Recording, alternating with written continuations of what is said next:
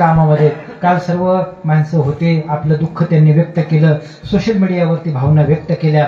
पण तुम्हाला सांगू, कलाकाराचं जीवन, गुणीजनाचं जीवन अत्यंत वाईट आहे, वाईट आहे. तुम्हाला महाराज आल्याच्या नंतर महाराजाच्या संबंधाने विचारपूस करणारी माणसं आहेत, करतात महाराजांच्या संबंधाने विचारपूस, पण गुणवान हा अत्यंत दुर्लक्षित वर्ग आहे आणि तो पहिल्यापासूनच दुर्लक्षित आहे. बघा आता कुठेतरी त्याला जरा थोडंसं प्रवाहामध्ये आलाय, नाहीतर फार पूर्वी असं होतं, नेमकं कीर्तनाच्या वेळेला गायक वादकाची आठवण यायची. आला का रे वादक, आला का रे गायक, मग लावा बरं.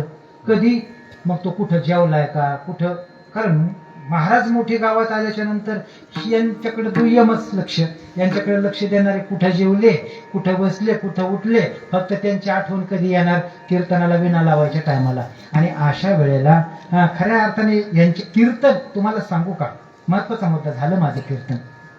बघा, आज महाराष्ट्रामध्ये जवळजवळ 70% कीर्तनकारांना गायक वादकांनी व्यासपीठ दिलेली. मी मोघम बोलत नाही, या गोष्टीचा मी साक्षीदार आहे. तुम्हाला सांगू, 70% कीर्तनकारांना फोकस मध्ये आणण्याचं काम गायक वादकांनी केलेलं आहे. हा, कीर्तनकार चांगलं कीर्तन करून गेल्याच्या नंतर आता सोशल मीडिया आलं ना, आता तुम्ही पोस्ट टाकताना आता एखादं वाक्य चांगलं टाकताय, पण माउथ पब्लिसिटी ज्याला म्हणतात, तोंडाने ज्याला म्हणतात, त्या कीर्तनकाराची वाहवा 8-8 दिवस या गुणवानांनी केली. अहो, त्यांनी फार सुंदर कीर्तन केलं बरं का, त्यांनी फार सुंदर. दुसऱ्या दिवशी बैठकीत बसल्यावर तीच चर्चा, जेवताना तीच चर्चा. दुसऱ्या दिवशी कीर्तनकार आल्याच्या नंतर कीर्तनकार विचारतो रात्रीचं कसं कीर्तन झालं, त्यावेळेस तो गुणवान अत्यंत पोटतिडकीने सांगतो, महाराज रात्री महाराजांनी फार सुंदर कीर्तन केलं बरं का. या चर्चेचा परिणाम लोकांवर होतो. हे अरे गड्या, हे जाणते माणसं आहेत आणि हे ज्या अर्थी स्वीकारतात त्या अर्थी महाराज चांगला आहे आणि सहजपणे सर्वसामान्यांच्या हृदयावर तो महाराज राज्य करतो. पण हे करण्यासाठी कोणी भाग पाडलं, या गायक वादकांनी भाग पाडलं. कितीतरी महाराष्ट्रातले सत्तेत आता थोडासा बदल झालाय. गावातले तरुण मंडळी सप्ताहामध्ये आले किंवा जुने जाणते माणसं काय तारखा, पण पहिल्यापासून गायक वादक, त्या गावातले भजने, अशीच कीर्तनकारांच्या तारखा घ्यायची. बरोबर आहे की नाही? या कीर्तनकाराला फोन लावा, त्या कीर्तनकाराला फोन लावा.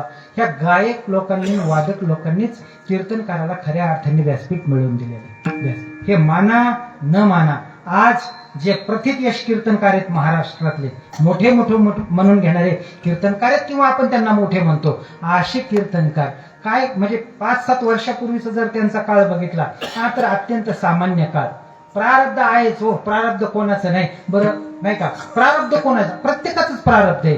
पण सांगू तुम्हाला फोकसमध्ये आणण्याचं काम आमच्या गुणवानांनी केलेलं आहे, गायकांनी, वादकांनी केलेलं आहे. म्हणून कीर्तनकार आणि समाज याच्यामधला दुवा, चांगला दुवा, मजबूत दुवा गायक आणि वादक आहे, गायक आणि वादक आहे. तुम्हाला सांगू, त्यांना दुर्लक्षित करू नका, दुर्लक्षित करू. आपल्या भागात साध्या असू द्या, हा जेमतेम असू द्या, पण त्यांना प्रोत्साहन द्या, मोठं करा, नाही का? बघा ना, आत्ता सोशल मीडियावर आज दिवसभर वाचत होते, नाही का, की रात्रीचा प्रवास करू नका, रात्रीचा प्रवास टाळा. काय करायचं हो, सांगा ना तुम्ही.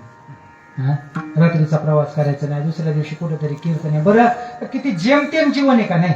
1000-500 वर चाललेलं जीवन. बरं, आता उमेदीच्या काळात जर आपण तेवढं पाळालो नाही तर म्हातारपणी आपल्याला काय पेन्शन थोडीच का? कोणी आपला सत्कार सोहळा करणार आणि तुम्ही आयुष्यभर आमच्या परिसराची सेवा केली म्हणून काहीतरी तुम्हाला आम्ही 10-5 लाख देतो, असं घडेल का?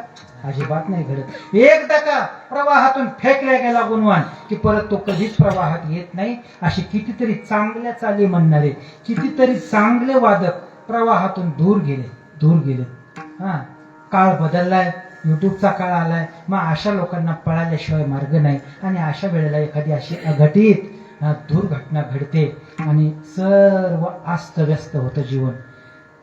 3 जण गेले ते, पण त्यांचा परिवार बघा ना. पक्वास शिकण्यासाठी काय सहजित असतो का होतो? 12-12 वर्षाची साधना करावी लागते, थंडी गारठ्यात रियाज करावा लागतो, एक बोल घोटण्यासाठी 6-6 महिने द्यावे लागतात. तो टाळीत आला पाहिजे, तो तालात आला पाहिजे, एवढंच नाही तो गोड लागला पाहिजे. किती प्रयत्न. पण एवढं करू नये. आज जो ट्रेंड चाललाय त्याप्रमाणे जी आज पद्धत चालली त्या पद्धतीत आपल्याला वाजवता आलं पाहिजे. याच्यासाठी किती प्रयत्न आहे, किती अट्टहास आहे, किती अट्टहास आहे. आणि एवढं करून जर अशी एखादी दुर्घटना होत असते तर बघा ना, त्यांनी केलेली साधना गेली की नाही, त्यांचं कुटुंब उघड्यावर आलं की नाही. या सर्व गोष्टी आहेतच आहेत. दुसरं काय म्हणू शकतो आपण. आपली 1500ची मदत ती किरकोळ मदत आहे. त्यांचं जीवन परत येऊ शकत नाही आणि आपल्या या छोट्याशा मदतीनं त्यांच्या घरच्याचा संसार उभा राहू शकत नाही. फक्त आपण देवाकडे हेच बोलू शकतो, देवा जे तुझं नाव घेतात त्यांच्यावर तरी अन्याय करू नको. काय बोलू शकतो आपण देवाला. जे तुझं नाव घेतात, रात्रंदिवस तुझ्यासाठी प्रयत्न करतात, धडपड करतात, संसार हा दुय्यम आहे असं मानून जे प्रयत्न करतात, अशावर तरी तुझी कृपा असू दे. फार काय तू देऊ नको, पण किंवा जीवन तरी सुव्यवस्थित ठेव, एवढीच प्रार्थना करायची. तुझे नाममुखी तयासी विपत्ती. आणि जर एखादी अशी घटना घडली तर माणसाचं मन दचकून जातं की परमार्थ तुका म्हणे माझे दचकले मन, तुका म्हणे माझे दचकले